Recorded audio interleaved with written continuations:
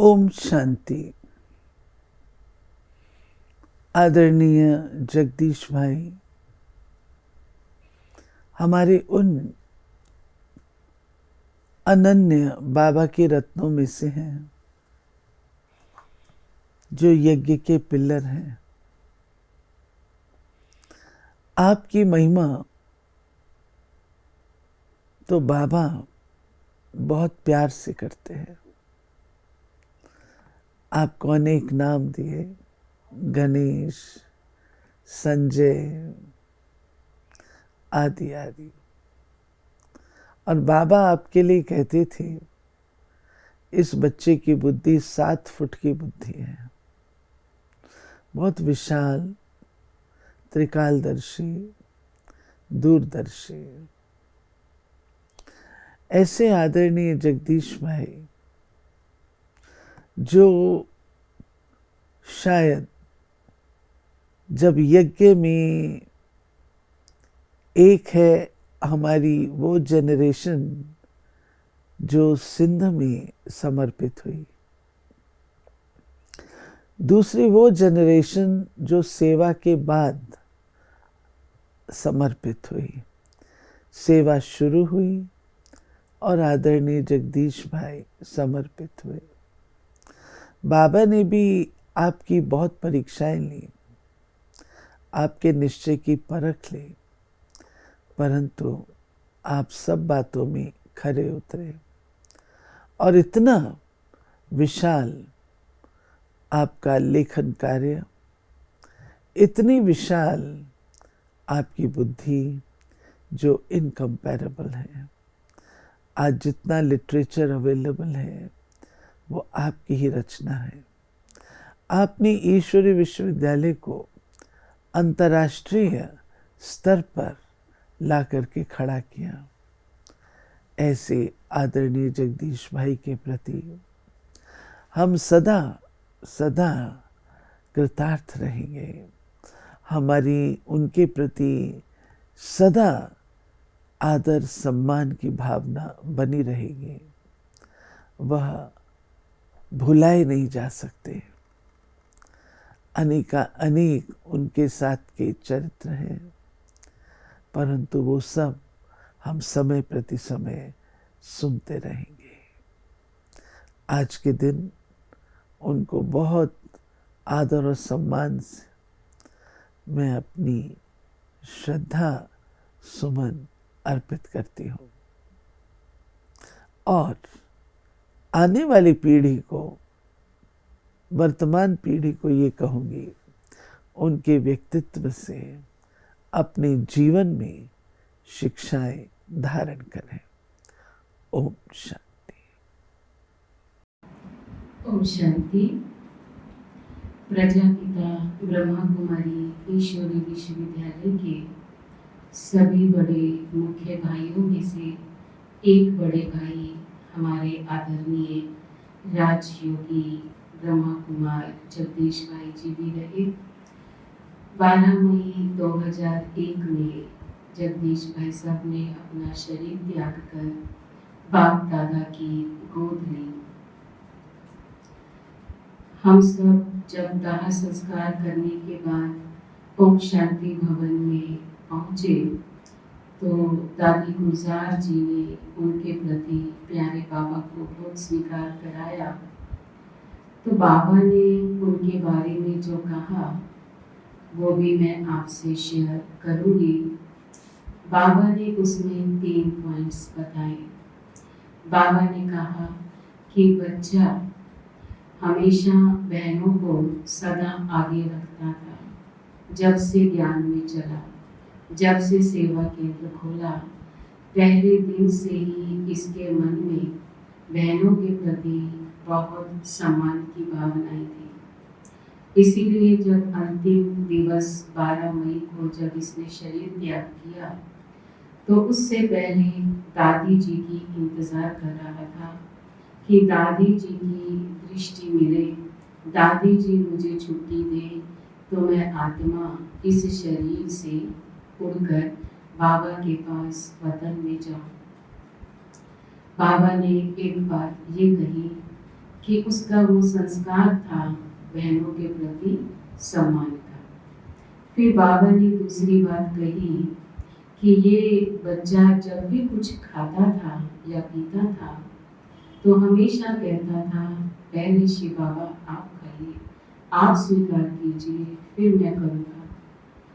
तो जब बाबा ने वतन में जगदीश भाई को कहा कि आज वतन में आपके लिए भोग आया है, तो फिर हाथ जोड़कर बाबा को बोला भाई साहब ने कि पहले शिव बाबा आप भोग स्वीकार करेंगे, फिर मैं करूँगा।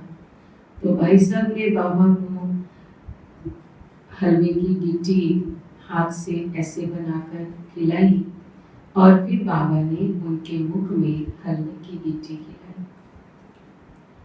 तीसरी बात बाबा ने कही कि ये बच्चा जगदीश बच्चा जहाँ भी खड़ा हो जाता था, वो जो भी कार्य अपने हाथ में लेता था सेवा का, वो पूरा करके ही बाबा को दिखाता था।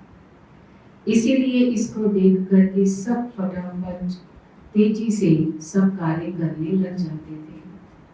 बाबा ने इसको इसलिए भी बुलाया कि अब एडवांस पार्टी का काम अब बहुत तेजी से संपन्न होगा, अर्थात सतयुगी दुनिया का जो कार्य थोड़ा रहा हुआ है, अब वो कार्य में तीव्रता होना चाहिए। इसलिए बाबा ने इस बच्चे को वतन में बुला दिया। तो ऐसी पुण्य आत्मा, ऐसी महान आत्मा, ऐसी विशेष आत्मा के साथ मुझ आत्मा को 18 वर्ष संग रहने का सौभाग्य मिला।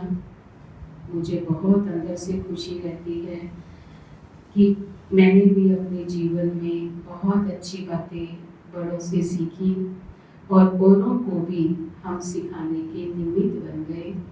आशा करती हूँ कि आप सभी आज जो सुनेंगे अपने जीवन में भी उसको धारणा में लाएंगे। तो पहली बात कि जब बाबा मुरली में कहते कि बच्चे चार्ट रखो, बाबा को चार्ट दो, बाबा को पत्र लिखो, बाबा आई एम ओके, ज़्यादा विस्तार में नहीं लिखना लेकिन शॉर्ट में लिखो।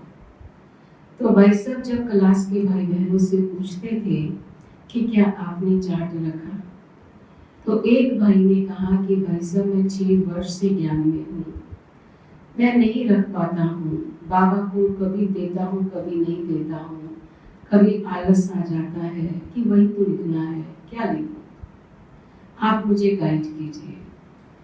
तो वो भाई मेरे को याद है अच्छी एजुकेशन ले रहे थे दिल्ली यूनिवर्सिटी से। तो भाई साहब ने उसको समझाते हुए फिर क्लास में भी ये बात कही। भाई साहब ने कहा कि देखो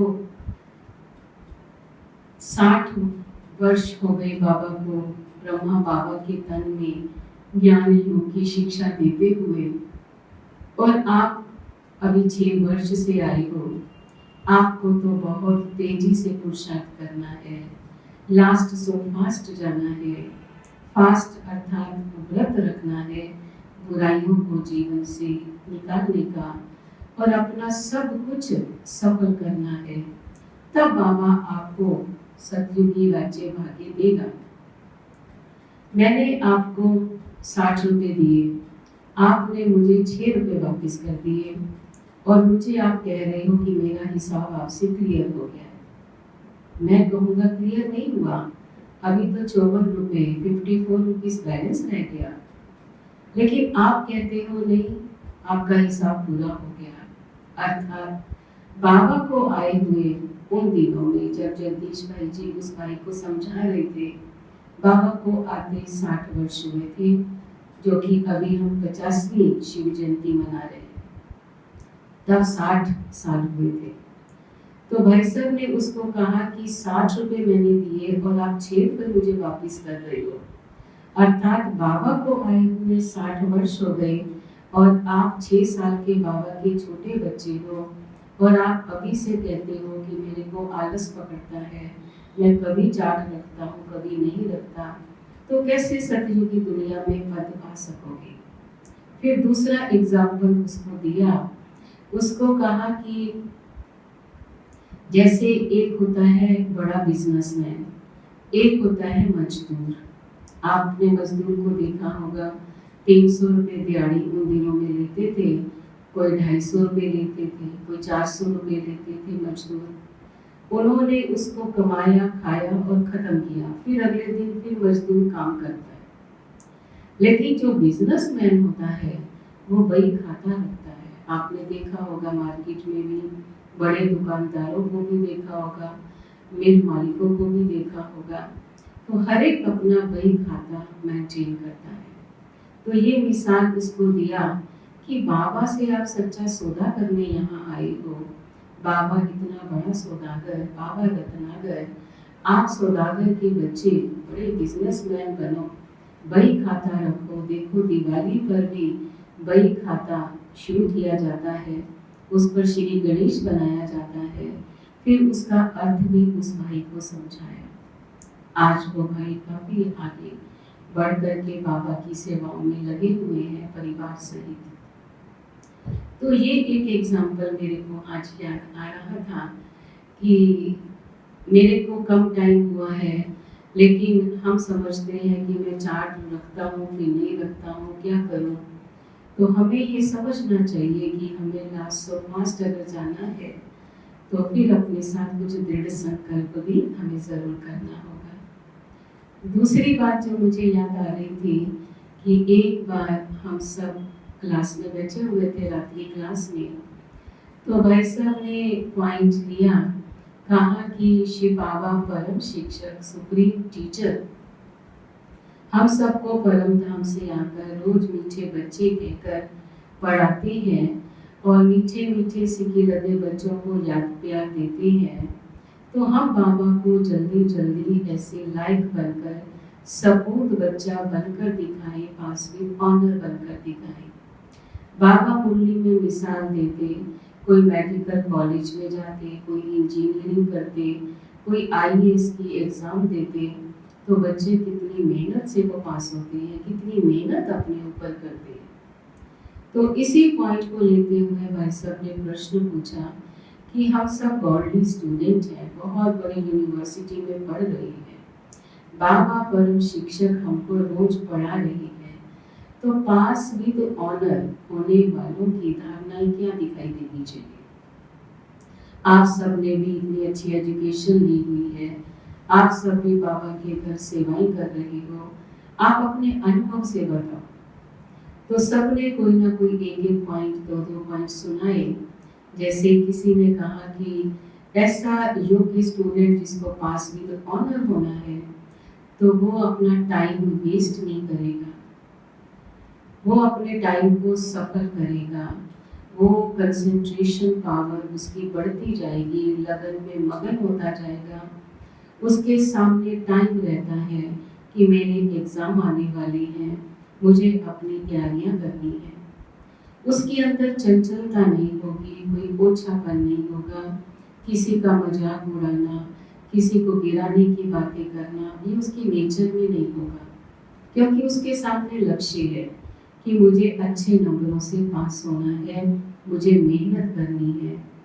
कभी घर परिवार में कोई शादी का प्रोग्राम आया, कभी पार्टी का, कभी पिकनिक का, कभी जन्मदिन का, तो भी उस समय उसको ख्याल आता है कि ये काम तो मैं फिर अगले साल से भी पूरे जीवन ही करना है, लेकिन अभी तो मेरी पढ़ाई चल रही है, अभी तो मुझे टाइम वेस्ट नहीं करना चाहिए, ये गया वक्त हाथ नहीं आएगा। समय किसी की प्रतीक्षा नहीं करता, समय को नष्ट करेंगे, समय बलवान है, समय हमें नष्ट कर देगा। उसकी बुद्धि में ये सब मंथन में रहता है, समय की वैल्यू।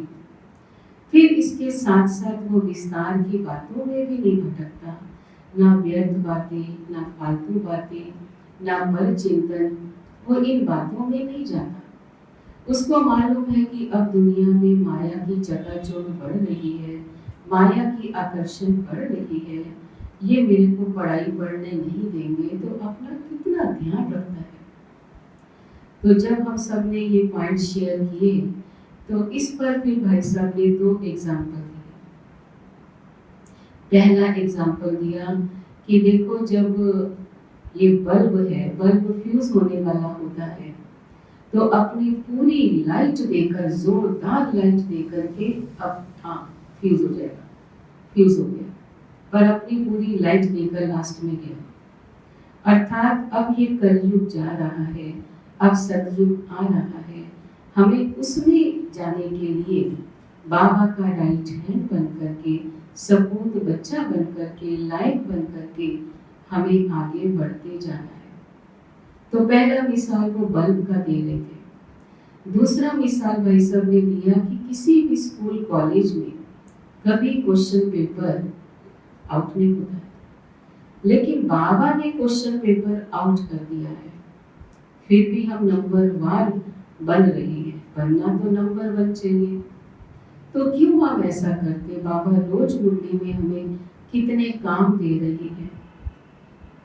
बाबा कहते 8 घंटा मुझे याद करो, मेरी सेवा करो, भक्तों को मेरा पैगाम दो, अंधों को रास्ता दिखाओ, आत्म अभिमानी स्थिति बनाओ, आत्मा समझ करके निराकार ज्योति बिंदु का ध्यान करो, और विदेही राजा जनक की तरह कारोबार करते हुए अपनी स्थिति को अचल अडोल बनाओ। तो पास विद ऑनर क्यों नहीं हम बनेंगे? तो ये 2 एग्जाम्पल, एक बल्ब का और दूसरा क्वेश्चन पेपर आउट हो चुका है, तो हमें बाबा की मुरली के अकॉर्डिंग डेली का होमवर्क रोज करते जाएंगे तो हम जरूर पास विद ऑनर हो जाएंगे। तीसरी बात जो मुझे आज याद आ रही थी, तीसरी बात भाई साहब के दिनों में भी, उन दिनों में मधुबन से पत्र पुष्प आता ही था, आज भी आ रहा है हर महीने। तो पत्र पुष्प में लिखा हुआ था, दादी जी का संदेश था कि हर एक ब्राह्मण को रोज 2 घंटा योग अभ्यास जरूर करना है, और हफ्ते में एक दिन 8 घंटा सेंटर पर बैठकर योग करें, आत्म अनुभूति करने का दृढ़ संकल्प सब करें। तो जब क्लास में दीदी ने पत्र सुनाया, तो उसके बाद भाई साहब की आधा घंटा क्लास हुई, तो भाई साहब ने उसमें 2 पॉइंट समझाए। पहली बात उन्होंने कही कि बाबा ने जो, दादी जी माना बाबा ने आज्ञा दी है कि हमें योगी बनकर के रहना है, आत्म अभिमानी बनकर के रहना है, आत्मा समझकर सबको आत्मा देखने का अभ्यास करना है।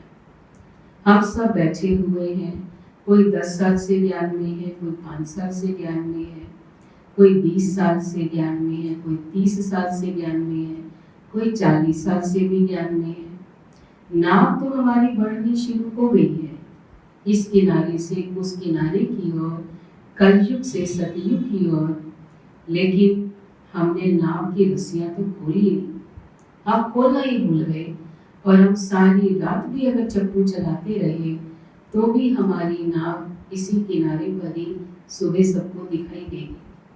अर्थात देह अभिमान, देह के संबंध, देह के वैभव, देह के पदार्थ जो हर समय मेरे मन बुद्धि को विचलित करते हैं, मेरा समय और मेरी शक्तियाँ सारी उसी में लग जाती हैं, और फिर जब मैं योग करने बैठूं तो अब मेरा मन ही नहीं टिक रहा शिव बाबा पर, अब मुझे झुटके आने लग गए, क्योंकि मेरी शक्तियाँ कहाँ चली गई?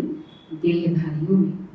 हर चीज जो देह से संबंधित है, मेरी सारी एनर्जी उसमें चली गई। तो एक मिसाल भाई साहब हमें नाव का देते थे, दूसरा मिसाल दिया कमल का फूल और गुलाब का फूल। बाबा कहते कमल के फूल जैसा बनो, बाबा कहते गुलाब के फूल जैसा बनो, लेकिन हम तो पिंजरे के, जैसे पिंजरे में चूहा फुदकता रहता है, उछलता रहता है, हम भी ऐसे देहधारियों में बंधते जा रहे हैं। और क्यों बंधते जा रहे हैं? क्योंकि हम पिंजरे के अंदर फंसे हुए हैं। बाबा कहता है संगम युग उड़ती कला का युग है, उड़ो ज्ञान और योग के पंखों से उड़ो, उमंग उत्साह के पंखों से उड़ो। समय कम है और बहुत ऊंची मंजिल है, 21 जन्मों की बादशाही बाबा हमें देने आए हैं। तो इस प्रकार से भाई साहब मधुबन से आए हुए पत्र पुष्प को कैसे हमारे जीवन में धारणाओं में आ जाए, उस पर मिसाल दे करके बाबा के पॉइंट्स को माध्यम बन करके और अच्छा स्पष्ट करते थे। तो ऐसे तो बहुत सारे अनुभव हैं, फिर आपके साथ शेयर करेंगे। दिल से सदा शुक्रिया निकलता है, दिल यही गीत गाता रहता है, शुक्रिया बाबा, शुक्रिया हमारे वरिष्ठ आदरणीय, हमारी दादियाँ, हमारी दीदियाँ, हमारे बड़े भाई, जो हम सबको लाइक बना रहे हैं, हम सबको आगे बढ़ा रहे हैं।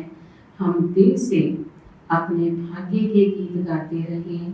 वाह मेरा भाग्य, वाह वाह भाग्य विधाता, वाह वाह जामा, वाह। ओम शांति, ओम शांति, ओम शांति। ओम शांति। आध्यात्मिक ज्ञान की बेजोड़ मिसाल, विद्वानों के विद्वान आदरणीय जगदीश भाई साहब का व्यक्तित्व अत्यंत प्रभावशाली और प्रतिभाशाली था। उनकी सिंप्लिसिटी, सात्विकता, उदारता, निर्माणता, उनकी डिसिप्लिन लाइफ का मेरे जीवन पर गहरा प्रभाव पड़ा है। कोई भी उनसे यदि एक बार पर्सनली मिल लेता तो उस पर उनके जीवन की छाप अवश्य ही पड़ जाया करती थी। मेरा 1968 में सर्वप्रथम उनसे दिल्ली कमला नगर सेवा केंद्र पर मिलना हुआ। तब मैं बहुत छोटी थी। संडेज और हॉलीडेज को मॉर्निंग क्लास किया करते थे और वैसे बच्चों की क्लास में शाम को जाया करती थी। हमारा कुमारियों का ग्रुप था। क्लास पूरा होने के पश्चात अधिकतर भाई साहब बाहर मिलते थे। वो इतने प्यार से हम छोटी छोटी कुमारियों से मिलते, कभी हमसे प्रश्न पूछते, कभी कोई ज्ञान की अच्छी सी बात सुना देते, कभी हमें टोली खिलाते, कभी बहुत हंसाते थे। और उस समय तक मैं केवल इतना ही जानती थी कि भाई साहब बहुत बड़े हैं और बहुत विशेष हैं और मेरा उनके लिए जैसे एक बड़े भाई के लिए रिस्पेक्ट रिगार्ड होता है, उस प्रकार का रिस्पेक्ट और रिगार्ड उनके लिए था। बाद में सेवाओं के कारण उनके समीप आने का अवसर मिला और उनको बहुत नजदीक से समझने का और उनसे बहुत कुछ सीखने को मिला। उनका महात्यागी, सर्वस्व त्यागी, महातपस्वी, सेवाभावी, श्रेष्ठ राजयोगी जीवन आज भी अनेक भाई बहनों के लिए प्रेरणा का स्रोत है। मैं स्वयं को बहुत भाग्यवान समझती हूँ कि भाई साहब जैसी महान हस्ती से मुझे बहुत कुछ सीखने को मिला है। मुझे आध्यात्म के लिए बहुत प्रेरणा मिली है और हर कल्प में मुझे ऐसी महान हस्ती से मिलना होगा। आज भी जब मैं उनके बारे में विचार करती हूँ तो उनका वो मुस्कुराता हुआ चेहरा, उनकी वो श्रेष्ठ योगी लाइफ, उनका ज्ञान समझाने का ढंग, किसी बात को स्पष्ट करने का तरीका, वो एकदम सामने मेरे आ जाता है। ये बात उन दिनों की है जब कमला नगर सेवा केंद्र शक्ति नगर स्थानांतरित हो चुका था और मैं लौकिक जॉब किया करती थी। भाई साहब ने मुझे वर्ड रिन्यूअल और अन्य जो कुछ इंग्लिश में आर्टिकल्स लिखते थे उसको टाइप करने की सेवा मुझे दी। उस सेवा के लिए मैं अधिकतर दोपहर में अपने ऑफिस से कंसेशनल लीव लेकर पहुंचा करती थी और जब मैं शक्तिनगर सेंटर पहुंचती तो दोपहर का समय होता था। तो दरवाजा खोलने के लिए हमेशा भाई साहब, उनका रूम 3rd फ्लोर पर था और वो हमेशा नीचे आकर दरवाजा खोलते थे। ऐसे हम सोचेंगे तो बात तो छोटी सी है, लेकिन मुझे बहुत विचार चलता था, इतने बड़े भाई साहब हैं, वो किसी को नियुक्त भी कर सकते हैं, लेकिन वो खुद ही आकर दरवाजा खोलते थे अधिकतर। तो मुझे मन में विचार चलता था वो दूसरों का कितना ख्याल रखते हैं। और केवल इतना ही नहीं, शाम का समय जब हो जाता, कार्य करते करते भाई साहब किसी ना किसी के द्वारा 4:30 बजे के आसपास मेरे लिए चाय और डोली रूम में ही भिजवा दिया करते थे। उनके इस व्यवहार ने मेरे पर बहुत प्रभाव डाला कि भाई साहब कितने पर्टिकुलर हैं और कितने केयरिंग हैं कि जिनको वो सेवा में इन्वॉल्व करते हैं उनका भी हमें ध्यान रखना चाहिए। ये बात मैंने उनसे सीखी। अपने कर्तव्य के प्रति कमिटेड, अपने सेवाओं के प्रति बहुत सिंसियरिटी, और कैसे जिनको हम अपने साथ सेवा में शामिल करते हैं उनका भी हमें ध्यान रखना है। ये मैंने भाई साहब में देखा और उनसे मैंने सीखा।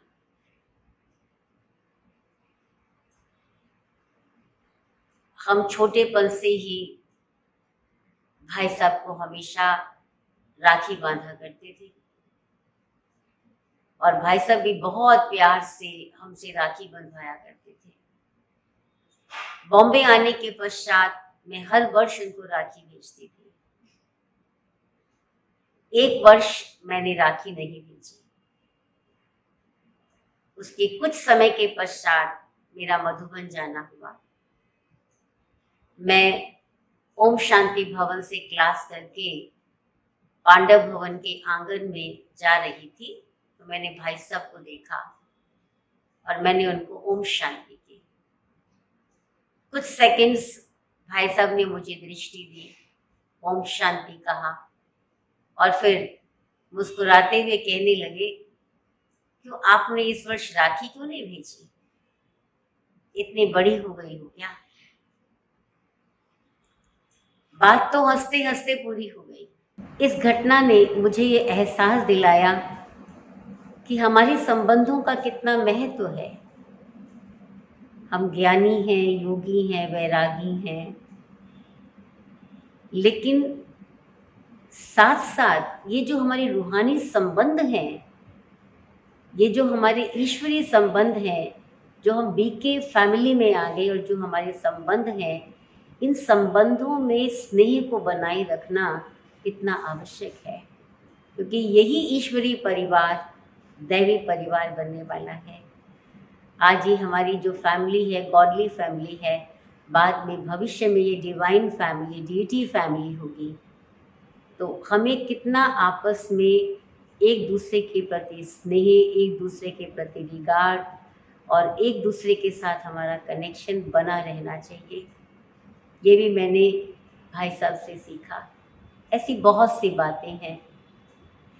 भाई साहब हमेशा हर एक के शुभ चिंतक रहे, हर एक के हितैषी, चाहे वो छोटे हों, बड़े हों, बहनें हों, भाई हों, प्रवृत्ति में रहने वाले हों, हमेशा उनके मन में एक ही भावना रहती थी कि मैं इनको कैसे आगे बढ़ाऊं, कैसे मैं उनको सेवा में लगाऊं। मुझे विदेश सेवा का चांस भी भाई साहब नहीं दिया। मैं बॉम्बे में ही थी और विधि पूर्वक उन्होंने मीरा दीदी को लिखा कि कमलेश बहन को थोड़े समय के लिए रशिया में सेवा के लिए भेज दें। तो जब मेरा रशिया में जाना हुआ तो मैं बॉम्बे से दिल्ली गई, और दिल्ली में जैसे ही मैं स्टेशन पर उतरी तो भाई साहब ने वहाँ एक भाई को लेने के लिए भेजा था, और मुझे पता लगा कि मुझे यहीं से ही सीधा यूके एम्बेसी में वीज़ा के लिए इंटरव्यू देने जाना है। सब कुछ भाई साहब ने पहले से ही तैयार करके रखा था, और मेरे लिए उस भाई के साथ ब्रेकफास्ट आदि सब भिजवा दिया था। जब मैं शाम को पहुंची शक्ति नगर सेवा केंद्र पर, जब मैं शाम को पहुंची तो मुझे मालूम चला कि मॉस्को जाने के लिए जिस चीज़ की भी तैयारी मुझे करनी है उन्होंने पहले से ही तैयारी करके रखी हुई थी।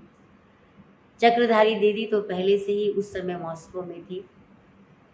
भाई साहब ने मुझे कुछ बातें बताई, क्योंकि मेरा ये पहला एक अनुभव था, और क्या कार्य करना है, विदेश में जाने के लिए क्या क्या करना है, वो कुछ भी पता नहीं था। केवल मेरा पासपोर्ट बना हुआ था, इसके अलावा मुझे कुछ भी नहीं पता था।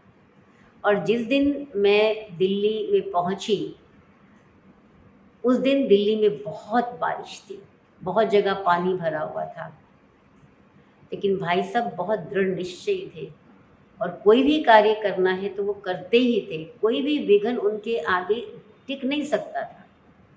तो उसी बारिश में मैं यूके एम्बेसी गई, वहाँ घुटनों तक पानी भरा हुआ था, लेकिन कार्य संपन्न हुआ और सफल हुआ। और इसी प्रकार जब मॉस्को जाना था उस दिन दिल्ली बंद थी। भाई साहब स्वयं मुझे एक भाई को लेकर एयरपोर्ट तक छोड़ने आए।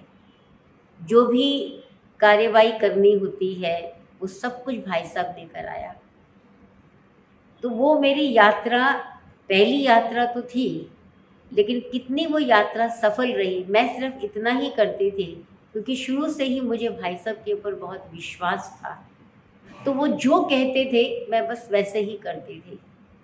जैसे जब मुझे मॉस्को जाना था, उन्होंने मुझे ब्रह्मा बाबा का ट्रांसलाइट का चित्र दिया और कहा इसको तुम लेके जाना। मेरे मन में एक भी सवाल नहीं उठा कि इसको मैं कैसे लेके जाऊं। जैसे उन्होंने दिया मैं वैसा ही उसको लेकर चली गई, और कहीं भी मुझे मॉस्को तक पहुंचने में मुझे कोई भी कहीं भी तकलीफ नहीं हुई। मैं तो बहुत छोटी और भाई साहब इतने बड़े, लेकिन भाई साहब ने कैसे आगे बढ़ाया। बाद में तो बहुत जगह जाने का मौका मिला, लेकिन सबसे पहले विदेश में जाकर सेवा करने का ये जो अनुभव था भाई साहब ने ही मुझे कराया। अनुभव तो बहुत हैं, एक एक करके मेरे मानस पटल पर वो चित्रित होते जा रहे हैं। लेकिन लास्टली मैं एक बात कहूँगी कि जब वो अस्वस्थ थे और अस्वस्थता के कारण, अपनी बीमारी के कारण बॉम्बे में रुके थे और काफ़ी लंबे समय तक रुके थे। समय प्रति समय मेरा उनसे मिलना हुआ करता था और मैं जाती थी उनके पास। कभी कभी मैं अपने जो कुछ प्रतिष्ठित भाई बहन हैं उनको भी कभी मिलने के लिए ले जाया करती। मैंने ये देखा कि शरीर से वो भले कमज़ोर थे, लेकिन मन से बिल्कुल स्वस्थ और शक्तिशाली। जिससे भी मिलते उसको कुछ ना कुछ ऐसी बात ज्ञान की सुना देते, बाबा की कोई ऐसी बात सुनाते जो उसको हमेशा के लिए याद रह गई। चाहे वो किसी से 2 मिनट बात करें या 20 मिनट बात करें, 5 मिनट मिले या 15 मिनट मिले, लेकिन वो ज्ञान और योग की ऐसी बातें उस समय सुना दिया करते थे जो हमेशा जीवन में यादगार बन जाती। ऐसे थे भाई साहब। मैं उनकी लिखी हुई किताबें, स्पेशली ज्ञान सुधा, जब मैं पढ़ती हूँ तो मुझे आज भी ऐसा लगता है कि जैसे भाई साहब सामने बैठे हैं और वो सुना रहे हैं। मुझे ऐसी महसूसता होती है। उन्होंने अपने जीवन काल में अनेक आत्माओं को, अनेक भाई बहनों को आगे बढ़ाया, अनेकों को समर्पित किया और उनके समर्पित जीवन को उन्होंने बहुत काबिल बनाया। इसके साथ साथ उन्होंने अनेक आत्माओं को संदेश देने का कार्य किया। लेकिन आज भी मैं ये समझती हूँ कि अपनी पुस्तकों द्वारा और अपने आर्टिकल्स द्वारा वो अनेक आत्माओं को संदेश दे रहे हैं और अनेक बीके भाई बहनों को प्रेरणा दे रहे हैं। ऐसे थे भाई साहब। ओम शांति।